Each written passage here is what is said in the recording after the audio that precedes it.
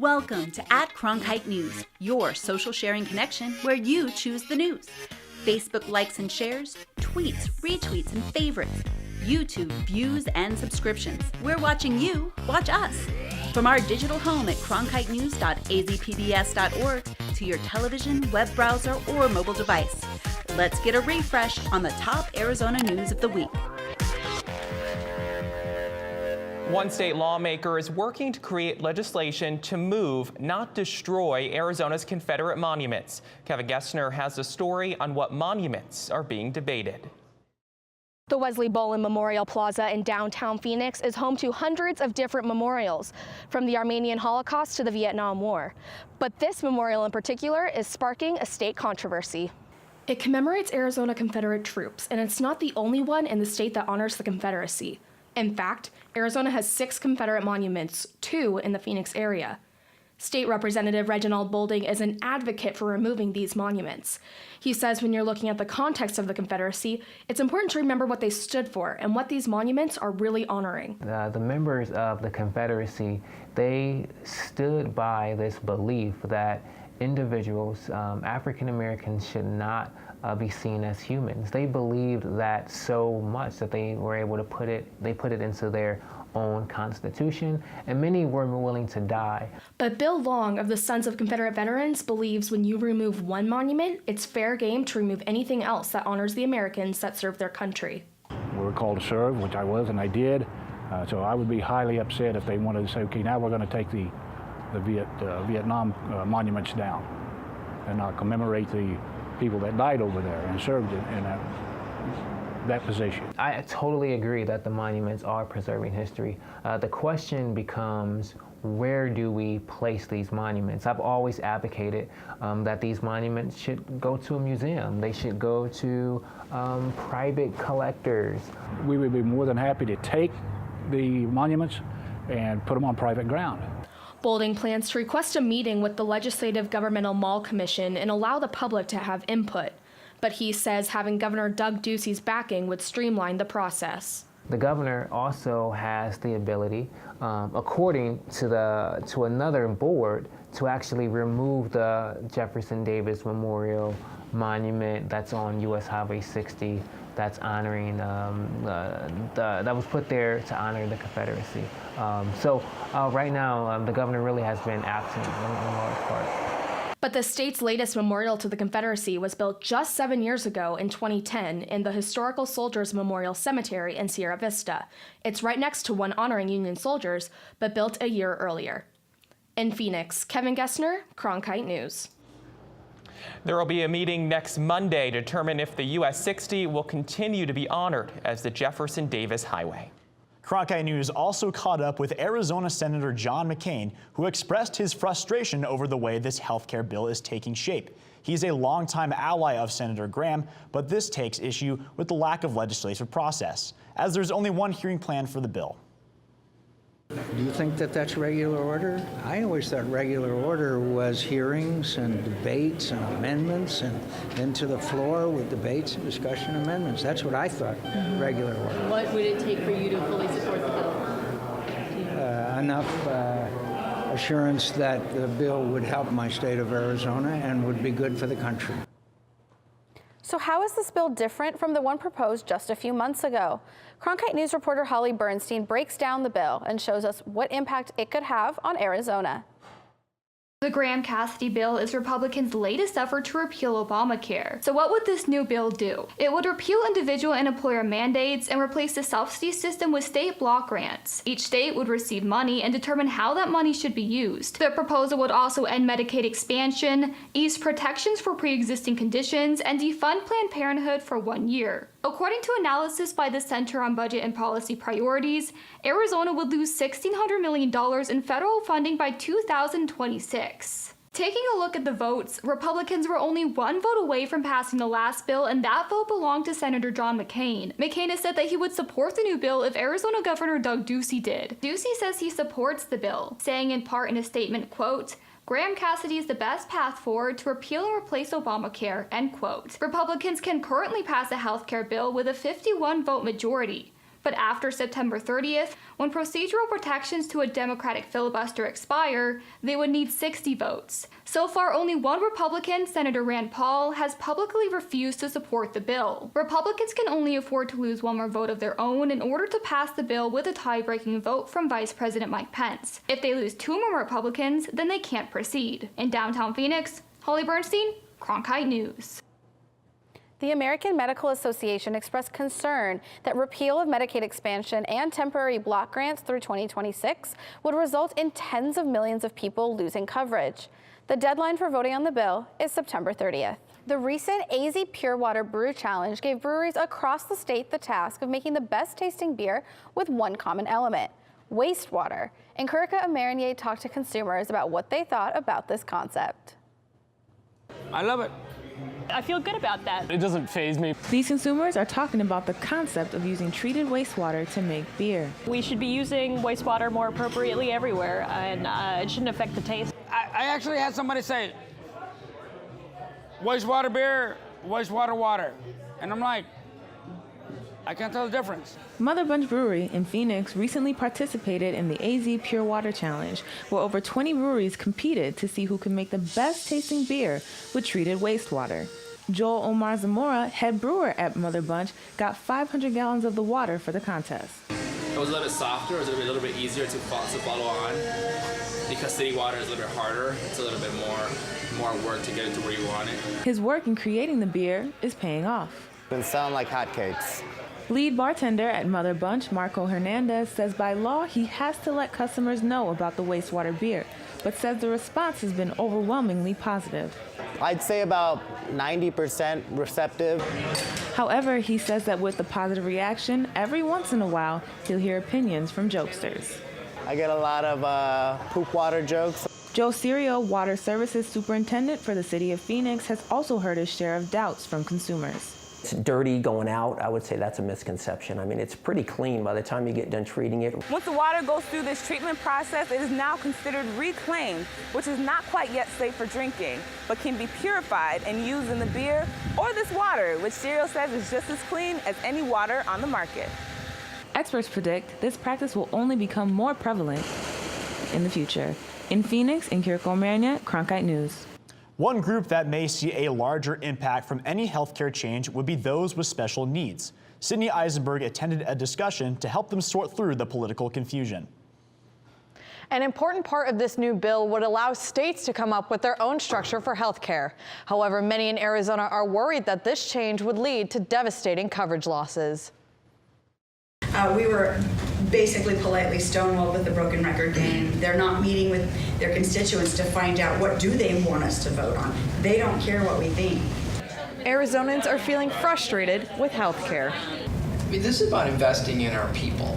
The Arizona Autism Coalition set up an open discussion to try and ease some of that frustration. And what we're trying to do today was, what have you heard?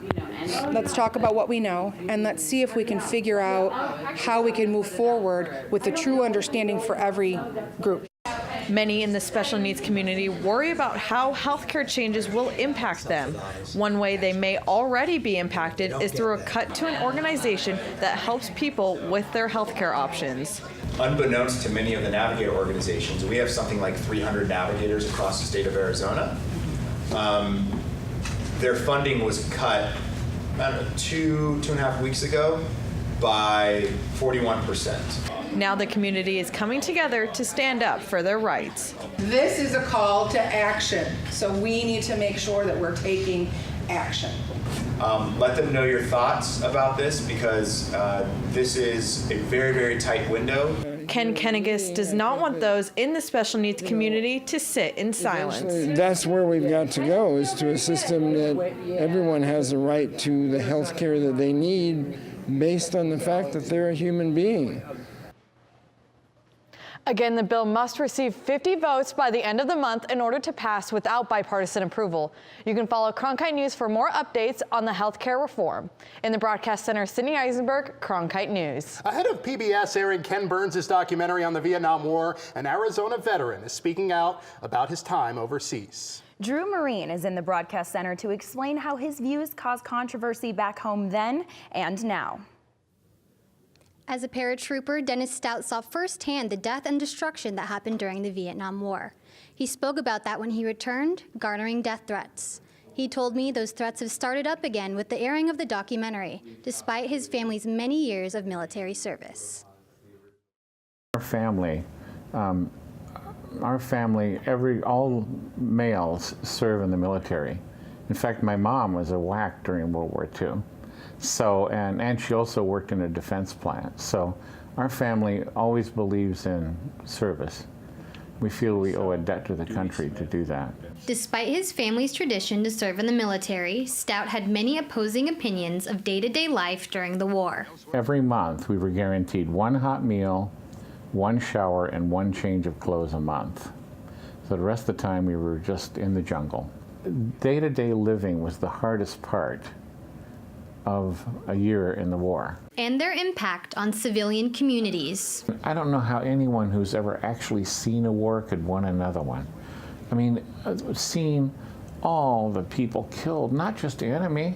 I mean, way more civilians get killed, far more mothers with their little kids and old people, people who are trying not to get hurt. Which is why he decided to speak up after being discharged. 2 weeks later, I was going to ASU and I joined the anti-war movement. I was the first combat veteran they'd ever had join the anti-war movement because I thought the war should be over. And many people weren't pleased by his anti-war messages. In unison, we're saying, communist, communist. Even death threats couldn't scare Stout out of speaking his mind on these issues. I got lots of death threats.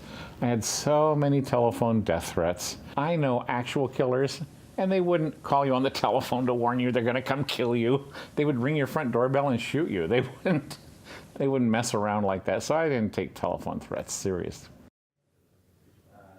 All these years later, Stout says this is his final attempt to bring justice for the Vietnamese people who he believes were wronged. He reached out to me after our interview to say that the documentary company had received phone calls concerned that there might be anti-war speech in his episode of the 10-part documentary, and Ken Burns planned on calling him after it airs to check on him. In the Media Center, Drew Marine, Cronkite News. New episodes of the Burns documentary on the Vietnam War continue tonight and run through Thursday night here on Arizona PBS.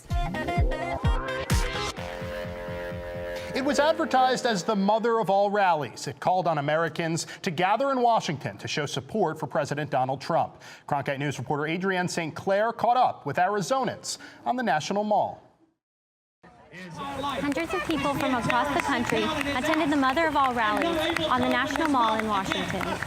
While the goal of the event was to show support for President Trump, speakers and supporters had some choice words for Arizona Senators John McCain and Jeff Flake. Glendale resident Tawny Gonzalez agreed with one speaker who called for McCain's resignation and endorsed Flake's challenger, Kelly Ward. Jeff Flake will be replaced by Kelly Ward, and we need McCrazy out of there. He's a traitor to our country. He's a traitor to our state. He does not represent Arizonans. Concerns with the senators were not the only Arizona issues here. People from all over brought up immigration, DACA, and the recent pardon of former Maricopa County Sheriff Joe Arpaio, which New Yorker Brian Elbaz called the right thing to do. Because I'm glad that he got pardoned because he was doing his job and doing it well. Nearby, a small group of opponents included Bruce Gomer. He'd been in Charlottesville, Virginia last month, where Heather Heyer was killed protesting racism and white supremacy. That's why I came here, to be sure that I stand up for, what happened in Charlottesville, the neo-Nazis, the white supremacists. You can call them whatever you want, patriots, but I want them to know that we're watching them and they're not going to, ever take over this country. Gomer said this event was nothing like Charlottesville. When Black Lives Matter protesters showed up, for example, rally organizers invited them on stage to speak briefly. That's an opportunity that Gonzalez said she and others at the rally don't often get from mainstream and social media. Okay, so what's going on is a lot of the patriots are under attack right now, and anything that they say that it's offensive to the left, they completely ban them for 30 days. But for this one day, people here said it felt good to stand with like-minded people, what Gonzalez called her fellow deplorables. That included former Arizona resident and Tea Party organizer Jim Griffin. I'm not stopping till I'm in the ground. And when I go, I'll be a proud American in the ground for God and country, Christianity, capitalism, and the U.S. Constitution. On the National Mall in Washington, Adrienne St. Clair, Cronkite News. Those concerned about their status attended a workshop through Dream Zone ASU there. They could speak with attorneys and other organizations to help them stay in the U.S. Sydney Eisenberg was at the workshop as word came of the possible deal. Sydney?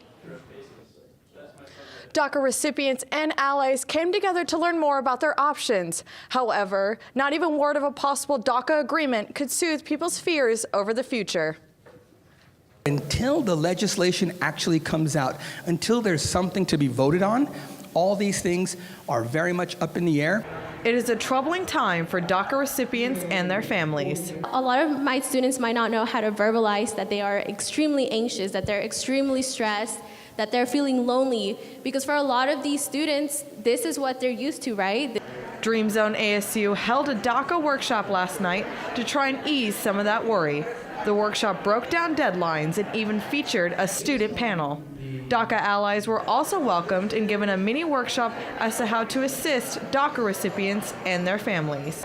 After the event, attendees were able to receive free consultations from immigration lawyers, as well as information from other organizations assisting with DACA-mented students. It was then that President Trump announced his plan with top Democrats for an agreement on DACA in exchange for heightened border security. Ruben Reyes, director of American Immigration Lawyers Association, was not comforted by the agreement. Hopefully there is something done. It's not just a stalemate, and we're all here to witness the removal of these amazing men and women who bring so much and are citizens in all but paperwork. Congress has less than 6 months to come up with a plan for Dreamers. Dream Zone ASU has not announced any other DACA workshops. However, they say that they may announce more in the next coming weeks. In the Media Center, Sydney Eisenberg, Cronkite News. The West Valley is growing, and so is the need for quality preschools. As Marcia Ophong reports, the Buckeye Elementary School District is opening a second location to help accommodate parents and their students in the city.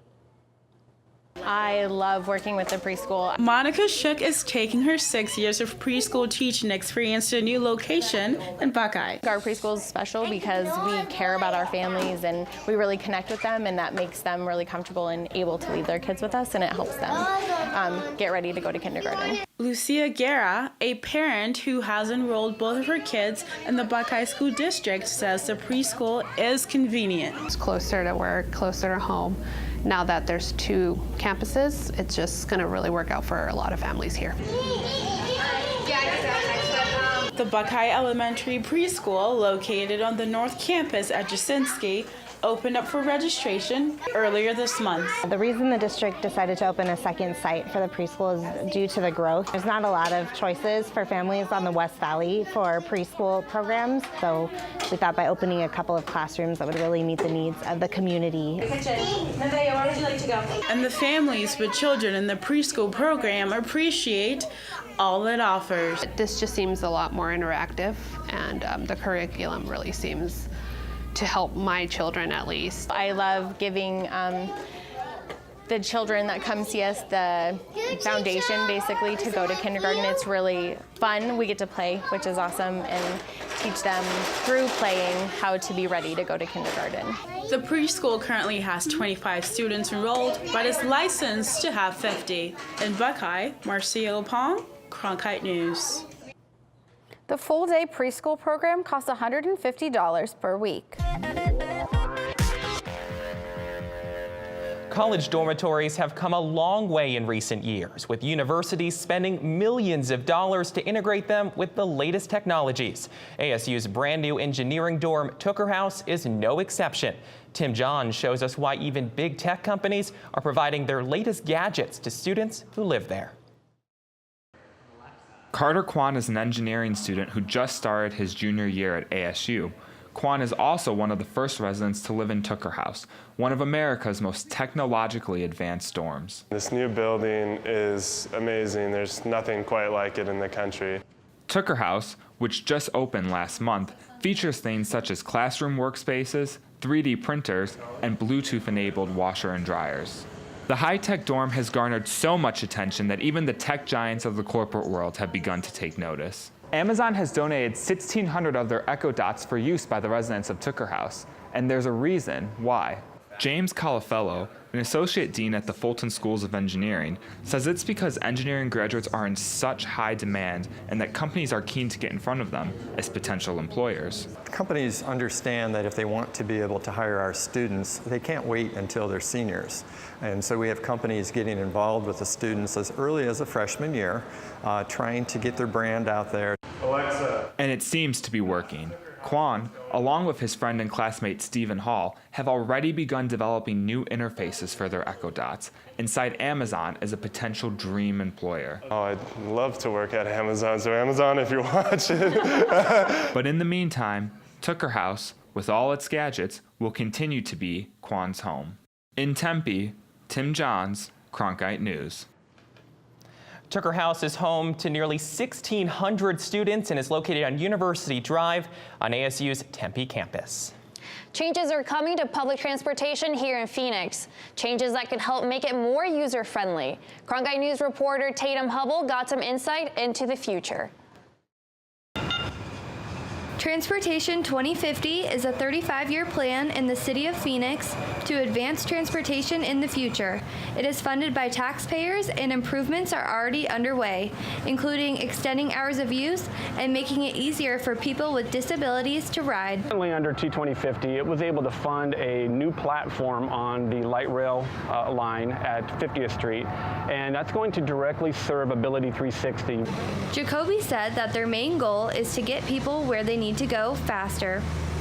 Thanks to the City of Phoenix taxpayers, light rail routes are being improved and busing hours are being extended. Two of our most ridden routes are going to be have expanded frequency in October, and that's Thomas and Camelback route. They're very, very well ridden routes.